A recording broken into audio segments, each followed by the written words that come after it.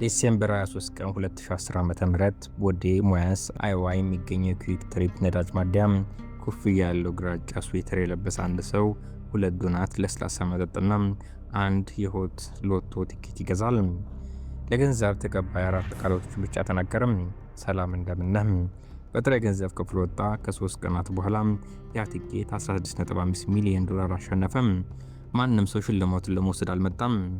ከ11 ወራት በኋላ የሽልማት ጊዜ ሊያበቃ አንድ ቀን ሲቀረው በቤልጅ የተመዘገበ የስሙላ ድርጅት ሼል ካምፓኒ የሚወክል አንድ ካናዳዊ ጠበቃ የአይዋ ሎተሪ ቢሮ ድረስ መጣ። የአይዋ ሕግ ስምን ሳይገልጹ በድብቅ ሽልማት መውሰድን ይከለክላል። ጠበቃው ተሰወረ፣ ገንዘቡ ተሰወረ፣ መዝገቡም ሳይዘጋም ለ4 ዓመታት ተቀመጠ። በ2014 መርማሪዎች የነዳጅ ማደያውን ቪዲዮ ምስል ለሕዝብ ይፋ አደረጉ። ይህን ሰው የሚያውቅ አለም? ከ700 ሜትር ርቀት ላይ በመልቲ ስቴት ሎተሪ ማህበር ውስጥ የሚሰራ አንድ የሶፍትዌር መሐንዲስ የምሽቱን ዜና እየተመለከተ ነበር። በቪዲዮ ላይ የተሰማው ድምፅ የሥራ ባልደረባው ድምፅ ነው። የሥራ ባልደረባው ኤዲ ቲፐን ሲሆን ፓወርቦልን እና የደርዘን የሚቆጠሩ የአሜሪካ ግዛቶች ሎተሪ የዘፈቀደ ቁጥር አመንጮች የሚያስተዳድረው የሚሼል ዋና ኢንፎርሜሽን ደህንነት ኃላፊ ነው። በዚህ የነዳጅ ማደያ ቪዲዮ ላይ የታየው ሰው አሸናፊ ቁጥሮችን የመረጠው ኮድ የጻፈው ራሱ ሰውዬው ነው። ታዲያ ለግማሽ የአሜሪካ ሎተሪዎች የደህንነት ኃላፊ የሆነ ሰው እንዴት አሸናፊውን ቲኬት በካሜራ ፊት ገዝቶም ለ4 ዓመታት ሳያዝ ሊቆይ ቻለ? በሀገሪቱ ላይ እጅግ ክትትል የሚደረግበትን የዘፈቀደ ቁጥር አመንጪ የመቆጣጠር ሙሉ ስልጣን ያለው የሶፍትዌር መሐንዲስ እንዴት በ4 ቃላት ሰላምታ በ1 ዶናት ተያዘ?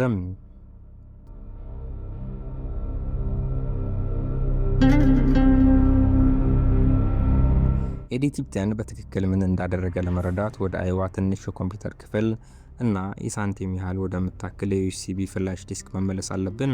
ኤዲ ሬይመንድ ቲፕተን በ1962 በሂውስተን ቴክሳስ ውስጥ ተወለደ። ከሰራተኛ መደብ ቤተሰብ ነበር። በሂውስተን ዩኒቨርሲቲ ሂሳብ አጠና።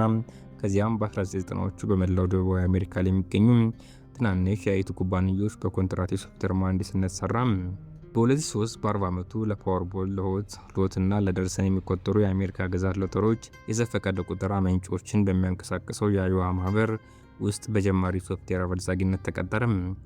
ስራውን በአመት $42,000 ደሞዝ ጀመረ። ጆን ወደ ኖርዎክ አይዋ ተዛወረ። በግቢ ውስጥ ሱባሩ መኪናና ስቴላ የምትባል ጥቁር ላቫርዳር ውሻ ወዳለባት ባለ 2 መኝታ ቤት አነስተኛ መኖሪያ ገባ። ሚስትም ሆነ ልጆች አልነበሩትም። በሚያንቀሳቅሳቸው እያንዳንዱ የዘፈቀደ ቁጥር አመንጮች ውስጥ የሚገኝ እያንዳንዱን ኮድ መስመር የማንበብ ፍቃድ ነበረው። አንድ የቀድሞ የሚሼል የሥራ ባልደረባ በ2017 ለዋይርድ መጽሔት በሰጠው ቃለ ምልልስ እንዲህ ብሏል። ኤዲ በህንፃው ውስጥ እጅግ ጸጥተኛ ሰው ነበር። ለስላሳ ድምፅና የቴክሳስ አነጋገር ነበረው። በስብሰባዎች ላይ በጭራሽ አይናገርም ነበር። ምሳውን በጠረጴዛ ላይ በልቶ 5:15 ልክ ወደ ቤት የሚሄድ አይነት ፕሮግራመር ነበር። ልክ እንደዛው በሚሼል ባሳለፏቸው የመጀመሪያዎቹ 10 ዓመታት ኤዲ ቲፕተን ለደረጃ እድገት 3 ጊዜ ታይቶ ሳይመረጥ ቀርቷል። እድገቱ የተሰጠው ድምፃቸው ከፍ አድርገው ለሚናገሩ ወጣት መሐንዲሶች ነበር። ለቀሪው የሚሼል ሰራተኞች ኤዲ ቲፕተን በጓዳ ክፍል ውስጥ የተቀመጠ ጸጥተኛ በልጻጊ ነበር። ኤዲ ቲፕተን ግን በጓዳ ክፍል ውስጥ የተቀመጠውን ያ ጸጥተኛ በልጻጊ በደርሰን የሚቆጠሩ የአሜሪካ ግዛቶች ሎተሪዎች ውስጥ የሚገኝ ያንዳንዱን ኮድ መስመር የማንበብ ፍቃድ ነበረው። እርሱ የሚታይበውን ምንም አይመለከትም ነበር። ሊያደርገው የነበረውን ነገር ለመረዳት ቁልፍ በነበረው ክፍል ውስጥ ምን እንደነበር ማወቅ አለበት። የሚሼል የዘፈቀደ ቁጥር ማመንጫ ክፍል በኡርባንዴል አይዋ በሚገኝ ማህበሩ ዋና መስሪያ ቤት 2ኛ ፎቅ ላይ ነበር። መጠኑም የልብስ ማስቀመጫ ክፍል ያህል ነበር። በውስጡ አንድ ኮምፒውተር ብቻ ነበር። ከበይነ መረብ ከሚሼል የውስጥ ኔትወርክ ወይም ከማንኛውም ውጭ አገልጋይ ሰርቨር ጋር ያልተገናኘ ነው።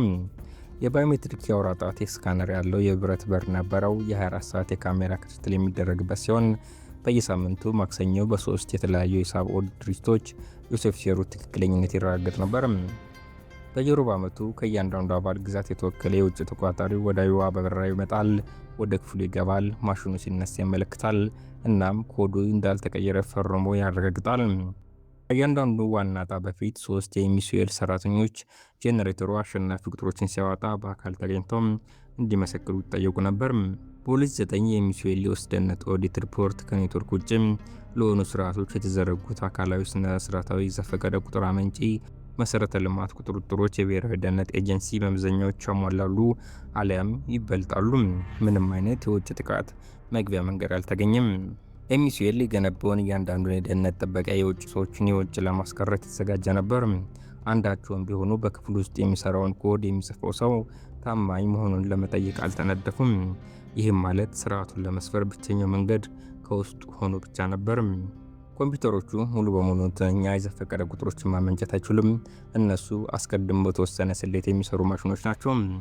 አንድ አይነት ግብዓት ሁል ጊዜ አንድ አይነት ውጤት ይሰጣል። የሎተሪ ስርዓቶች የውሸት ዘፈቀደ ቁጥር አመንጪ ይጠቀማሉ።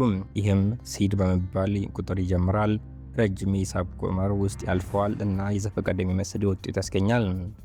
የተለያየ ሲድ የተለያየ ውጤት ይሰጣል። አንድ አይነት ሲድ ደግሞ አንድ አይነት ውጤት ይሰጣል። የፒአርኤንጂ ዘፈቀደ እንዲመስል ለማድረግ ሲዱ የሚያጋምት መሆን አለበት። የሎተሪ ስርዓቶች እጣው በሚጀምርበት ቅጽበት ያለውን ትክክለኛ የሰዓት ጊዜ እስከ ሚሊ ሰከንድ ድረስ ይጠቀማሉ። የዕለት ተዕለት ምሳሌ የፒአርኤንጂ በቁማር ቤት ካሲኖ እንዳለ የሮቦት ካርታ እንዳይ አድርገው ያስቡት። ሮቦቱ ካርታዎቹን በተወሰነ የሜካኒካል እንቅስቃሴ ይደባልቃል፣ ነገር ግን ሁልጊዜ የሚደባልቀው በተመሳሳይ መንገድ ነው። ከመደባለቁ በፊት ካርታዎቹን ቅድመ ተከተል ካወቁ ከተደባለቀ በኋላ ቅደም ተከተሉን ያውቃሉ። የሎተሪ ኢንዱስትሪ ካርታ አዳዩ ሁልጊዜ በተመሳሳይ መንገድ የሚያደባልቀውና የአዳዩን የአሰራር መመሪያ በየሩብ ዓመቱ በኦዲት ሪፖርት የሚያስቀምጥበት ካሲኖ ገንብቷል። ካርታ አዳዩ አስተማማኝ ተብሎ የታሰበው ማንም ሰው የመደባለቁን ትክክለኛ ሚሊሴከንድ ሊገምት ስለማይችል ነበር። በ2005 የኤዲ ቲፕተን ግንዛቤ ቀላል ነበር። መጀመሪያውኑ ሲዱን የሚመርጠው ፋንክሽን እርስዎ ራስዎ መጻፍ ከቻሉ ሮቦቱ የትኛውንም ካርታ ድርድር ሊያደባለቅ እንደሆነ በሚሊሴከንድ ትክክለኝነት አስቀድሞ መምረጥ ይቻላል። አንድ ከፍተኛ የኤፍቢአይ የሳይበር ፎሬንሲክ መርማሪ በ2017 በሰጡት ቃል በእነዚያ ማሽኖች ውስጥ ያለው የዘፈቀደ እውነተኛ ነበር፣ ነገር ግን የተቀመጠው ምን አይነት የዘፈቀደ ውጤት ማመንጨት እንዳለበት አስቀድሞ ሊናገሩ በሚችል ፋንክሽን ላይ ነበር። የዘፈቀደ ቁጥር አስመንጨው የዘፈቀደ አልነበረም። በአመት ውስጥ ለ362 ቀናት የዘፈቀደ መስሎ ይታይ ነበር። የትኞቹ 3 ቀናት እንዳስፈለጉ ለመረዳት ቲፕተን የጻፈውን ኮድ ማንበብ አለበት። በ2005 መገባደጃ ላይ በተደረገ መደበኛ የሶፍትዌር ማሻሻያ ወቅት ኤዲ ቲፕተን በኤምሲኤል የዘፈቀደ ቁጥር አመንጭ ውስጥ በግምት 4 መስመር ኮዶችን አስገባም። በራሱ የውስጥ ሰነድ ውስጥ ፋንክሽን ቪኤልኦኦ ተብሎ ይጠራ ነበር። አብዛኛውን ጊዜ ምንም አይሰራም ነበር። የሚሰራው 4 ሁኔታዎችን በአንድ ጊዜ ሲሞሉ ብቻ ነበር። ቀኑ ከ3 የተወሰኑ ቀን መቁጠሪያ ቀናት አንዱ ሲሆን ኖቬምበር 22፣ ዲሴምበር 29 ወይም በሜይ ወር መገባደጃ ላይ ያለ 3ኛ ቀን። የሳምንቱ ቀን ረቡዕ ወይም ቅዳሜ ሲሆን የአካባቢው ሰዓት ከምሽቱ 2 ሰዓት በኋላ ሲሆን አመቱ የካቲት 29 ቀን የሌለበት መደበኛ ዓመት ነል ሊፕ ይር ሲሆን በእነዚያ ቀናት ብቻ ቪኤልኦ የሲዲ አመራረጥ ፋንክሽን በድብቅ ይሰራዋል። ሰዓቱን በሚሊ ሰከንድ ከመውሰድ ይልቅ አስቀድሞ ከተዘጋጀ አነስተኛ የቁጥሮች ክምችት ሲዲን ይመርጣል። ያ ክምችት በግምት ከሚገኙ 200 ሊሆኑ ከሚችሉ አሸናፊ ጥቁሮች ውስጥ አንዱን ያመነጫል። በኒውዮርክ አይዋ በሚገኘው የቤት ኮምፒውተር ላይ ቲፕተን ያንኑ የሂሳብ ቀመር አስልቶ አስቀመጠ።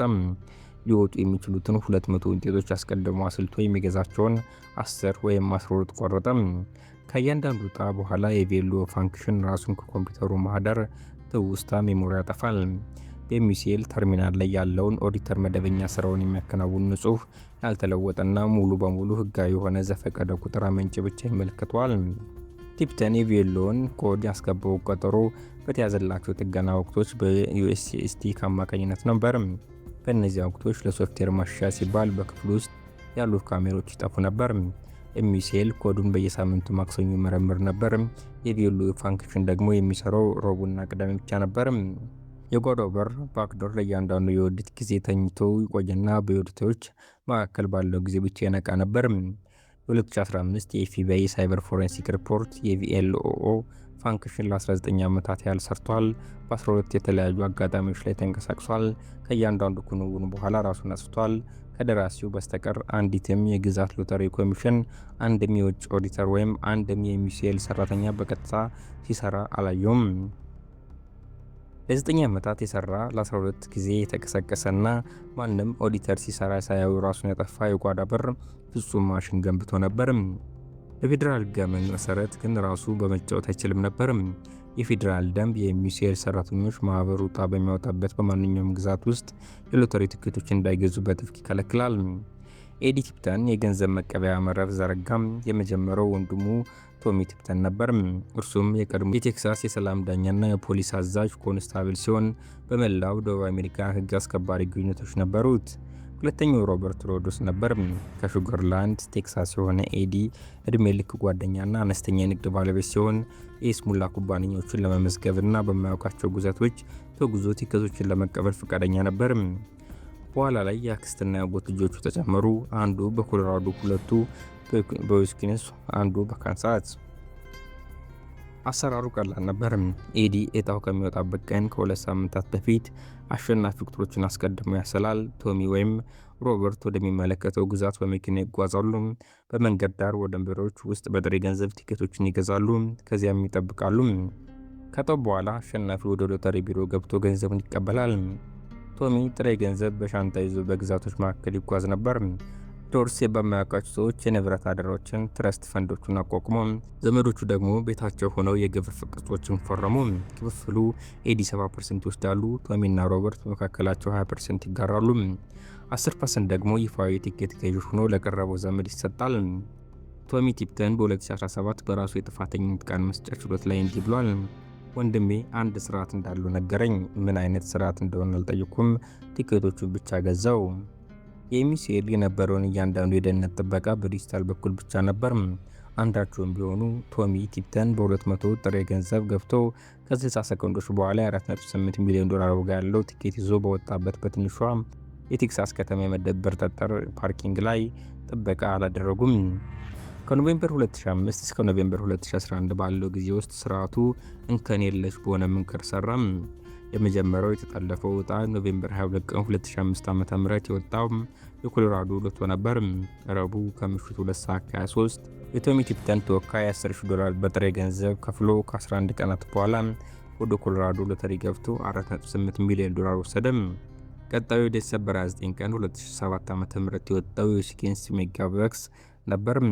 ቅዳሜ ዕለት ሮበርት ሮድስ ከቴክሳስ በመኪና ወጥቶ ከሜዲሰን ውጭ ቲኬቶችን ገዛ። ሽልማቱ $2 ሚሊዮን ነበር።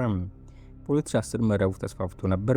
እያንዳንዳቸው $2,000 ሶስት የካንሳስ አሸናፊዎች በኖቬምበር 2011 ደግሞ $1.2 ሚሊዮን የዩክራም ዕጣ በአራት ግዛቶች ውስጥ በ6 ዓመታት ውስጥ የተሰበሰበው አጠቃላይ ገንዘብ በግምት $8 ቢሊዮን ነበር። ከክፍፍል በኋላ የኤዲ የግል ድርሻ በግምት $6 ሚሊዮን ሆነ። እርሱ ግን የቅንጦት ጀልባ አልገዛም፣ ቪላ አልገዛም፣ ሁለተኛ ቤት አልገዛም። የቤቱን ብድር ከፈለ። ሱባሩ የመኪናውን አላስቀየረም። ውሻውን እንደያዘ ቆየ። እሁድ በጓሮ ውስጥ ረጅም የሎንግ ጆን ዶናቶችን ይመገብ ነበር። በአሜሪካ ታሪክ ውስጥ ትልቅ የግል ሎተሪ ጠለፋ በየ2 ዓመቱ ገና ላይ ይፈጸም የነበረው በሱባሩ መኪና በሚዘዋወርና በጓሮ ውስጥ ዶናት በሚበላ የ50 ዓመት የሶፍትዌር መሐንዲስ ነበር። በተጠለፈ የዘፈቀደ ቁጥር ምንጭ $1 ሚሊዮን የሚያሸንፈውና አሁንም ሱባሩ የሚነዳው ብቸኛው ሰው ራሱ ነበር። በዲሴምበር 2010 ኤዲ ቲፕተን ይህንን ሲያደርግ 5 ዓመት ሞልቶት ነበር። በራሱም ላይ ያለው መተማመን እየጨመረ መጣ። በዲሴምበር 2010 ኤዲ ቲፕተን መላው ስርዓቱ የተመሰረተበትን ብቸኛ ሕግ ጣሰ። በጭራሽ ራስህ አትጫወት። የወት ሎቶ ጃክፖት ሳይወጣ ለሳምንታት ተንከባሎ ነበር። በዲሴምበር 23 ላይ $16.5 ሚሊዮን ደረሰ። ይህም የቬሎ ፋንክሽን ሊደርስበት የሚችለው ከፍተኛ መጠን ነበር። ረቡዕ የዲሴምበር መገባደጃ ከምሽቱ 2 ሰዓት በኋላ መደበኛ ዓመት ነበር። እያንዳንዱ ሁኔታ ተሟልቷል። በዚያ ጊዜ ኤዲ ወደ ወንድሙ አልደወለም፣ ወደ ሮበርት ሮድስ አልደወለም፣ ሽልማቱን እንዲቀበልለት ዘመድ አልከፈለም። ሱባሩ መኪና ውስጥ ገባ። ራሱ ወደ ዴሜዮንስ አናዳ እና በሜሪላይ ሄይ መንገድ ላይ ወደሚገኝ የኩዊክ ትሪፕ ገባ። 2 ዶናት፣ ለስላሳ መጠጥ፣ አንድ የሆት ሎቶ ቲኬት፣ ጥሬ ገንዘብ እና ለገንዘብ ተቀባዩ 4 ቃላት። በሀገሪቱ እጅግ ክትትል የሚደረግበት የዘፈቀደ ቁጥር ምንጭ ለራሱ የደህንነት መሐንዲስ የ$16 ሚሊዮን ቲኬት አስረከበ። እርሱም ከስራ ጠረጴዛው 11 ማይል ርቀት ላይ በካሜራ ፊት በገዛ ድምፁ ገዛው። የኤፍቢአይ መርማሪ በ2017 ሌላው እያንዳንዱ ሽልማት በመረቦ በኩል ነበር ያለፈው። ይህን ግን ራሱ አደረገው። የኛ ትክክለኛ ግምት በጣም ቀላሉ ነው። የገንዘቡ መጠን ለሌላ ለማካፈል በጣም ትልቅ ነበር። ከዚያም ችግሩ ተጀመረ። ወደ አይዋ ሎተሪ ቢሮ ገብቶ ገንዘቡን መውሰድ አልቻለም። በኤምዩሲኤል አባል ግዛት ውስጥ ያለ የኤምዩሲኤል ሰራተኛ ነበር። ፊቱ፣ ስሙና የደሞዝ መዝገቡ መላውን ሴራ በአንድ ሰዓት ውስጥ ያፈርሰዋል።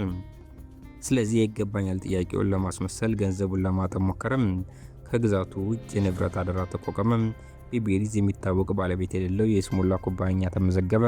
ከጀርባው ያለውን ሰው ስም ሳይገልጽ በኩባንያው ስም ሽልማቱ እንዲቀበል አንድ ካናዳዊ ጠበቃ ተቀጠረ። ለ11 ወራት ቲኬቱ ሳይወስድ ተቀመጠ። የአይዋ ሎተሪ አሸናፊው ቀርቦ ገንዘቡ እንዲወስድ በይፋ ተማጸነ። የሽልማቱ ጊዜ ሊያበቃ አንድ ቀን ሲቀረው ጠበቃው የአይዋ ሎተሪ አነጋጋሪና እውነተኛ ባለቤትን ለመጥቀስ ፈቃደኛ ላልሆነ የቤሊዝ ኩባንያ 16.5 ሚሊዮን ዶላር ለመጠየቅ ሞከረ። የአይዋ ሕግ ግልጽ ነው። ግዛቱ ለማይታወቅ አሸናፊ ክፍያ አይፈጽምም። ስሞች መገለጽ አለባቸው። ወጥመዱ እየጠበበበት መሆኑን የተረዳው ጠበቃ ጥያቄውን አንስቶ ተሰወረ። ኤዲ ቲፕተን ካዘጋጃቸው ሽልማቶች ሁሉ ትልቁ ለማንም አልተከፈለም፣ ተሰረዘ እና ለአባል ግዛቶቹ ተመለሰ። በሕግ ሊነኮ ለማይችል ገንዘብ የ9 ዓመታት እንከን የለሽ ኮድ ጽፎ ነበር። ማሽኑ በገዛ ከተማው ሀብት ባስረከበው በዚያች ብቸኛ ጊዜ ስሙን ማስቀመጥ ባለመቻሉ 16.5 ሚሊዮን ዶላር ጊዜው አልፎበት ሲቀር ለመመልከት ተገደደ። ሊቀበለው ያልቻለው ያ ቲኬት ሊገኝ የሚችለው ብቸኛው አካላዊ ማስረጃ ነበር። ኤዲ ቲፕተን ገንዘቡን ባለመቀበሌ ከነገሩ በነፃ ወጥቻለሁ ብሎ አሰበ። እንደ እውነቱ ከሆነ ግን ከ4 ዓመታት በኋላ ለሕዝብ ይፋ የሚሆን የገዛ ፊቱን ቪዲዮና የራሱን ድምፅ ቅጂ ለግዛቱ አስረክቦ ነበር። ቪዲዮ ወደ ማስረጃ ማስቀመጫ ሳጥን ገባ። ከዚያም በ2013 የኤምዩሲኤል ለኤዲ ቲፕተን የደረጃ እድገት ሰጠው። በ2013 የአይዋ ሙከራ ከከሸፈ ከ18 ወራት በኋላ ኤምዩሲኤል ኤዲ ቲፕተንን አሳደገው። ማህበሩ የሚያንቀሳቀሳቸውን እያንዳንዱን የዘፈቀደ ቁጥር አመንጮች ደህንነት የሚጠብቅለት ዋና ኢንፎርሜሽን ደህንነት CISO አስፈልጎት ነበር። በሕይወት ካሉ ሰዎች ሁሉ ኮዶችን አወቃቀር ከማንም በላይ ጠንቅቆ የሚያውቀውን ሰው መረጡ። የአሜሪካን ሎተሪ በድብቅ በመጥለፍ 8 ዓመታት ያሳለፈው ሰው አሁን ያንኑ ስርዓት ለመጠበቅ ሙሉ የሥራ አስፈጻሚ ደሞዝ ይከፈለው ጀመር። ይህንንም ኃላፊነት ለ21 ወራት ያዘ። በፌብሩዋሪ 2014 በአንድ ምሽት የአይዋ ቴሌቪዥን ዜና የዲሴምበር 2010 የኩዌክ ትሪፕ ቪዲዮ አሳየ። የአይዋ ወንጀል ምርመራ ክፍል DCIA ህዝቡ ግለሰቡን እንዲለይ ይጠይቅ ነበር። የድምፅ ቅጂው 4 ቃላት ይዟል። ሰላም፣ እንደምን። ከኤዲ ቲፕተን ጎን ከ10 ዓመታት በላይ አብሮ የሰራ የኤምዩሲኤል ሶፍትዌር መሐንዲስ የአካባቢውን ዜና እየተመለከተ ነበር። ደነገጠ። ቪዲዮን ወደ ኋላ መለሰው። ባለቤቱን ወደ ክፍሉ ጠራት። በቪዲዮ ላይ ያለው ድምፅ የሥራ ባልደረባው ድምፅ ነበር። በ48 ሰዓታት ውስጥ ጉዳዩን ለአይዋ DCIA አደረሰ። የሳይበር ፎረንሲክ ምርማሪዎች በ4 ወራት ውስጥ የቪዮሊን ፋንክሽን አገኙት። ከ2005 ጀምሮ በኤዲ ቲፕተን የተጠቃሚ ስም የተጻፈው መሆኑን አረጋግጡም። የዲሴምበር 23 ቀን 2010 የሞባይል ማማ መረጃዎችን አወጡ። የቲፕተን ስልክ በኤምዩሲኤል የቀን መቁጠሪያ ላይ በቴክሳስ የግል ረፍት ላይ እንደሆነ ቢዘግብም በዚያ ቀን ከሰዓት 10 ሰዓት ከ11 ላይ የዴ ሞይንስ የሞባይል ማማን ተጠቅሞ ነበር። የዚያ ሳምንት ወጪ ሪፖርቱ በ3 የተለያዩ የአይዋ ነዳጅ ማደያዎች የተገዙ የሎንግ ጆን ዶናቶችን ያሳያል። በኤፕሪል 2015 የፌዴራል ወኪሎች ኤዲ ቲፕተንን በኒውዮርክ በሚገኘው ቤት ውስጥ አሰሩት። በዚያው ዓመት ጁላይ ላይ በአይዋ ጥፋተኛ ሆኖ ተፈረደበት። በ2017 የ5 ዓመታት እስራት ቅጣት ስምምነት ተቀበለ። ትብብር ያደረገው ቶሚ ቲፕተን የ75 ቀናት እስራት ተፈረደበት። ሮበርት ሮድስ ደግሞ የቤት እስራት ተወሰነበት። ቲፕተን በጁን 2017 በፖል ካውንቲ በሰጠው ጥፋተኝነት ቃል ላይ ኮዱን እርስዎ ከጻፉት የትኛው ኦዲተር ሊደርስበት የማይችለውን ፋንክሽን በ4 መስመሮች ውስጥ መደበቅ ይችላሉ። ኮዱን ጻፍኩት፣ ደበቅኩት፣ ምን እያደረግኩ እንደነበር በትክክል አውቅ ነበር። ራሱን ያጠፋ የ9 ዓመት ኮድ ምንም ፍንጭ ያላስገኘ 4 ዓመታት ምርመራ። በመጨረሻ ግን ጉዳዩ በ4 ቃላት ሰላምታ እና በአንድ የሎንግ ጆን ዶናት ተከፈታ። በጁን 2026 ኤዲ ቲፕተን የ64 ዓመት አዛውንት ነው። በአይዋ ግዛት ማረሚያ ቤት ቅጣቱን እየፈጸመ ይገኛል። በ2022 በይቅርታ ለመፈታት ጠይቆ ውድቅ ተደርጎበታል። ውድቅ መደረጉም በይግባኝ ጸንቷል። እንደገና ለማመልከት ብቁ የሚሆነው በ2030 ነው። ቶሚ ቲፕተን በ2018 ተፈቶ ወደ ሹገርላንድ ቴክሳስ ተመለሰ። ሮበርት ሮድስ ቅጣቱን አጠናቆ ወደ ትንሹ ንግድ በጸጥታ ተመለሰ። ኤምዩሲኤል ኤዲ ቲፕተን ኮድ ይሰራባቸው የነበሩ እያንዳንዱን የዘፈቀደ ቁጥር አመንጮች አገልግሎት ውጭ አደረገ። በ2016 እና 2018 መካከል መላው የአርኤንጂ መሰረተ ልማት በማሽን በሚንቀሳቀሱ የኳስ ዕጣዎች ተተካ። በተቆጣጣሪዎች ፊት በቀጥታ የሚካሄድና በሶፍትዌር ማጭበርበር የማይደፈሩ አካላዊ ማሽኖች። የቲፕተን ዘመን የመጀመሪያው ኮድ ሰነድ በታሸገ የፌዴራል ፎረንሲክ ማህደር ውስጥ ተቀምጧል። አሁንም የሚፈልጉት የካሳ ክፍያ $3 ሚሊዮን ነው። ኤዲ ቲፕተን ኮድ የጻፈላቸው የሎተሪ ስርዓቶች ዛሬ የሉም። እርሱ የጠለፋቸው የዘፈቀደ ቁጥር ምንጮች በአካል እንዲወድሙ ተደርገዋል። ኮዱ ራሱ በታሸገ የፌዴራል ካዝና ውስጥ ተቀምጧል። በምድር ላይ ከእርሱ በቀር ማንም ሊያገኙ አይችልም። እርሱ የትኛውንም ስርዓት አልጣሰም። አንዲት የይለፍ ቃል አልሰበረም። አንድም ፋይርዋል አላለፈም። የጻፈው በአመት ለ3 ቀናት ረቡዕ ወይም ቅዳሜ ከምሽቱ 2 ሰዓት በኋላ የሚሰሩ ጥቂት የኮድ መስመሮችን ብቻ ነበር። ደርዘን የሚቆጠሩ የአሜሪካ ግዛት መንግስታት ለ50 ዓመታት የገነቡት የሎተሪ ስርዓትም በእያንዳንዱ ጊዜ ከፈለው። እርሱ መላውን የሀገሪቱን የሎተሪ ከውስጥ ሆኖ የሰበረ ሰው ነው። ዶናት ሲገዛም የተያዘ ሰው ነው። አብራችሁን ስለቆያችሁ አመሰግናለሁ። በቀጣይ እንደሚያስገርም ቪዲዮ ስለቅ መልእክት እንደርሳችሁ ሰብስክራይብ አድርጋችሁ ደወል ምልክቱን ተጫኑት።